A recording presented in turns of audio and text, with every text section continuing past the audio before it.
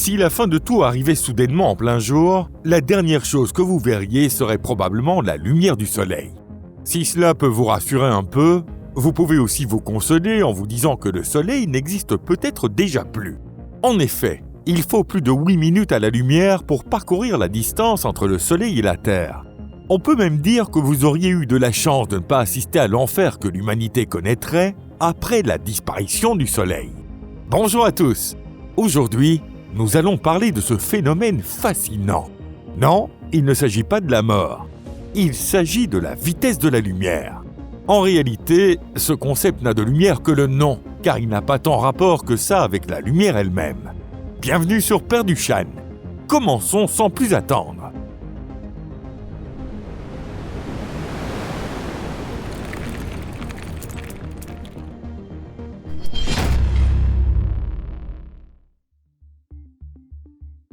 « 120 ans de mensonges à l'école. À l'école, depuis plus d'un siècle, on nous enseigne que la vitesse de la lumière dans le vide est d'environ 300 000 km par seconde, et qu'il s'agit de la vitesse la plus élevée de l'univers.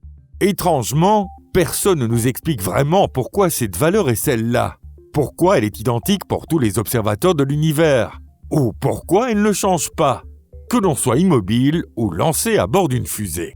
Et surtout, pourquoi est-il impossible de la dépasser ? On se contente de nous jeter ce fait à la figure en disant « c'est la limite, alors acceptez-le ». En réalité, cette explication enseignée à l'école cache un énorme tour de passe-passe. La vitesse de la lumière est souvent présentée comme si elle était une propriété propre à la lumière elle-même.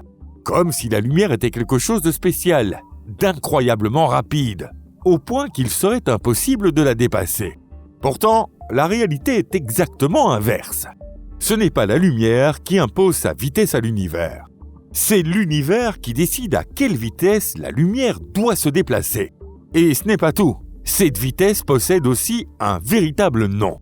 Un nom qui porte bien plus de poids que la simple expression « vitesse de la lumière ». Pour comprendre ce nom, regardons d'abord ensemble ce qu'est réellement une limite de vitesse et d'où elle vient. 130 millions d'années et 1,7 secondes d'écart. Imaginez une autoroute allemande. Une route parfaitement droite, totalement plate, sans le moindre panneau de limitation de vitesse. Sauf qu'elle possède une caractéristique particulière. Dès qu'on dépasse une certaine vitesse, l'asphalte commence à fondre. Peu importe le type de voiture, la puissance du moteur ou le talent du conducteur. Une limite physique est intégrée directement dans la route elle-même. Et elle s'applique de façon égale à tout, depuis une voiture de Formule 1 jusqu'à une épave ambulante qui tient déjà du miracle. Autrement dit, la limite ne vient pas des voitures, mais de la route elle-même. La vitesse de la lumière fonctionne exactement de la même façon. L'espace-temps, autrement dit la structure même de l'univers, possède une limite intégrée dès le départ. Si la lumière accélère jusqu'à atteindre cette limite, ce n'est pas parce qu'elle est spéciale, c'est simplement parce qu'aller plus vite est fondamentalement impossible. Il n'existe aucune exception pour personne. D'ailleurs, la lumière n'est pas la seule à atteindre cette vitesse. Et cela ne concerne même pas uniquement l'ensemble des ondes électromagnétiques. En 2017, des télescopes et les détecteurs de LIGO ont observé un phénomène exceptionnel. 2 étoiles à neutrons sont entrées en collision à environ 130 millions d'années-lumière de la Terre. 2 signaux sont arrivés presque simultanément depuis cette catastrophe cosmique. L'un était un flash lumineux, l'autre une onde gravitationnelle. Autrement dit, une ondulation de l'espace-temps lui-même. Alors, à votre avis, qu'est-il arrivé ? Ils sont arrivés quasiment en même temps. Après un voyage de 130 millions d'années, l'écart n'était que de 1,7 secondes. Et, aussi surprenant que cela puisse paraître, ce sont les ondes gravitationnelles qui sont arrivées les premières. On pourrait alors être tenté de dire « Vous voyez, la gravité est donc plus rapide ». Mais ce n'est pas le cas. Ces 1,7 secondes ne représentent pas une différence de vitesse. Il s'agit simplement d'une différence dans le moment du départ. Les ondes gravitationnelles ont été produites au moment même de la collision, alors qu'il a fallu un peu plus de temps à la lumière pour s'échapper du chaos infernal de ce plasma. Lorsque les physiciens prennent cela en compte, ils constatent que les deux vitesses coïncident à 1 millionième de milliardième de seconde près. Autrement dit, avec une précision de l'ordre de 10 puissance moins 15. À l'échelle de l'univers, on peut considérer que c'est une correspondance parfaite. La gravité se propage exactement à la même vitesse que la lumière, alors même qu'elle est complètement différente de la lumière. Elle est la déformation même de l'espace. Cela veut donc dire que la lumière n'est pas la seule à parcourir cette étrange piste ? Voilà notre premier grand indice. Ce que nous appelons la vitesse de la lumière n'est en réalité pas une histoire de lumière. C'est une propriété de la piste elle-même. Le véritable nom de la vitesse de la lumière. Nous savons désormais que cette limite de vitesse est intégrée directement dans la structure même de l'univers. Mais alors, qu'est-ce exactement que cette limite ? Une limite appliquée à quoi au juste ? Quelle vitesse est réellement concernée ? La réponse est simple. C'est la vitesse maximale à laquelle une information peut se transmettre. Autrement dit, c'est la vitesse maximale de la causalité. C'est la vitesse à laquelle une cause peut produire un effet. L'univers obéit à une règle fondamentale. Un effet ne peut jamais se produire avant que la lumière partie de sa cause ait eu le temps d'atteindre l'endroit où cet effet apparaît. Maintenant, imaginons ce qui se passerait si cette règle pouvait être brisée. Supposons, par exemple, qu'il existe un moyen d'envoyer un signal instantanément, ou même simplement un peu plus vite que la lumière. Oula, et c'est à partir de là que tout bascule immédiatement dans un monde complètement absurde. Selon la théorie de la relativité restreinte d'Einstein, si un signal pouvait voyager plus vite que la lumière, alors, dans certains référentiels, par exemple à bord d'un vaisseau spatial se déplaçant dans une direction donnée, ce signal pourrait être reçu avant même d'avoir été envoyé. Cela signifie qu'un effet pourrait apparaître avant sa cause. Imaginons que vous envoyez une lettre à un ami pour lui poser une question, puis que sa réponse vous arrive hier, avant même que vous ayez écrit la question. Vous vous dites sûrement, c'est impossible. Pourtant, sans cette limite imposée par la vitesse de la lumière, c'est exactement ce qui pourrait arriver dans l'univers. Une transmission d'informations plus rapide que la lumière se transformerait instantanément en machine à voyager dans le temps. Or, une machine temporelle représente un cauchemar logique, car elle pourrait même permettre d'envoyer dans le passé un message qui empêcherait votre propre naissance. Bon, beaucoup de gens aimeraient sûrement effacer certaines choses de leur passé, mais l'univers ne peut tout simplement pas autoriser ça. Sinon, l'univers cesserait de fonctionner comme un ensemble cohérent.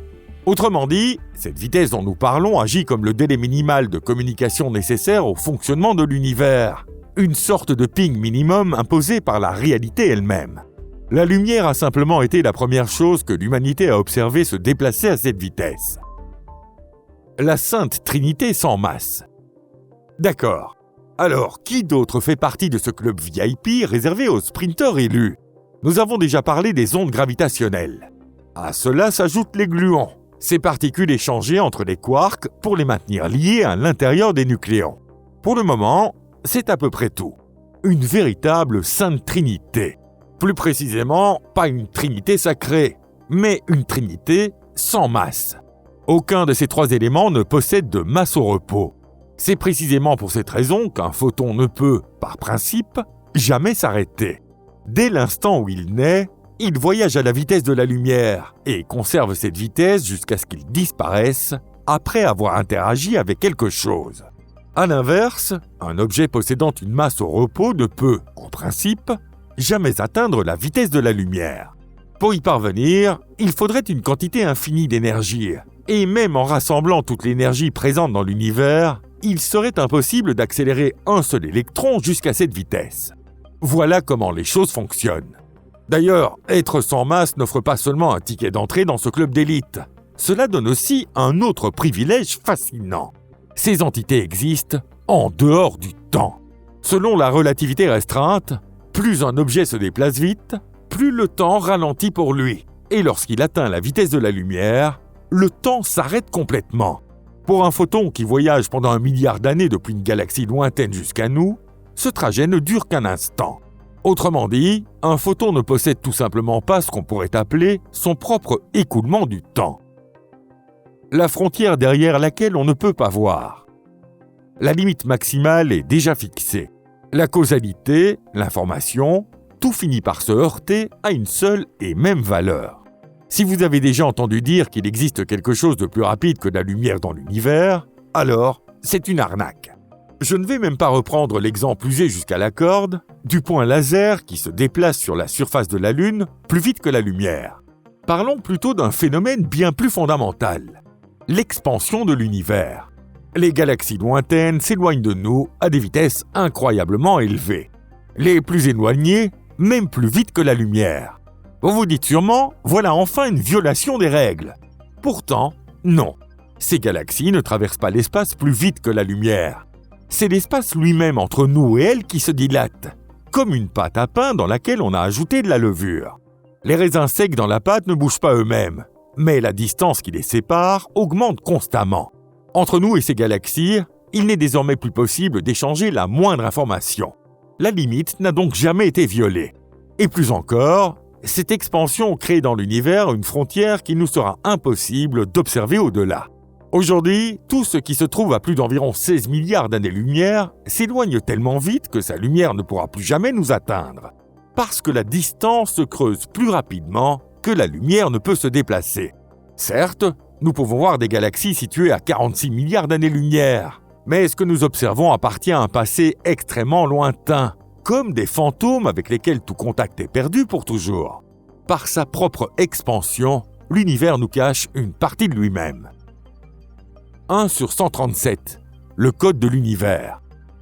Nous savons maintenant que la vitesse de la lumière est en réalité la vitesse de la causalité. C'est la valeur limite qui soutient la cohérence même de l'univers. Pourtant, une question demeure encore. Pourquoi cette valeur précisément ?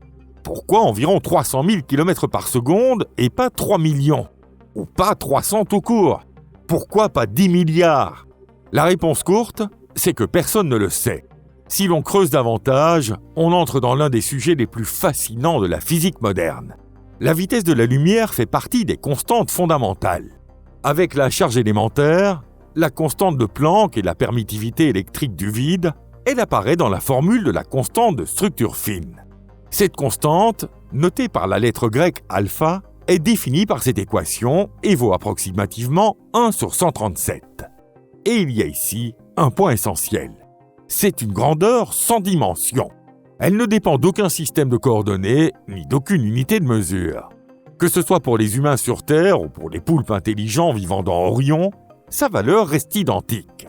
On pourrait dire qu'il s'agit d'une sorte de mot de passe universel partagé par tous les êtres de l'univers. Ce mot de passe indique à quel point l'univers est fortement lié par l'électricité. Autrement dit, à quel point les particules chargées interagissent intensément entre elles. Et à l'intérieur de ce fameux 1 sur 137, la vitesse de la lumière est directement intégrée. Si l'on modifiait alpha de seulement quelques pourcents, l'univers s'effondrerait complètement. Le fonctionnement des étoiles changerait. Le carbone ne serait plus produit en quantité suffisante. Et les liaisons chimiques deviendraient soit excessivement fortes, soit trop faibles. Les atomes eux-mêmes perdraient leur stabilité. En résumé, ni les étoiles telles que nous les connaissons, ni la chimie, ni nous-mêmes ne pourrions exister. Et pourtant, il ne s'agit que d'une seule constante. Il en existe beaucoup d'autres. L'intensité de l'interaction faible, le rapport entre la masse du proton et celle de l'électron, la densité de l'énergie noire. Si l'on modifiait ne serait-ce qu'un peu l'une de ces valeurs, cela mènerait presque certainement à des conséquences catastrophiques.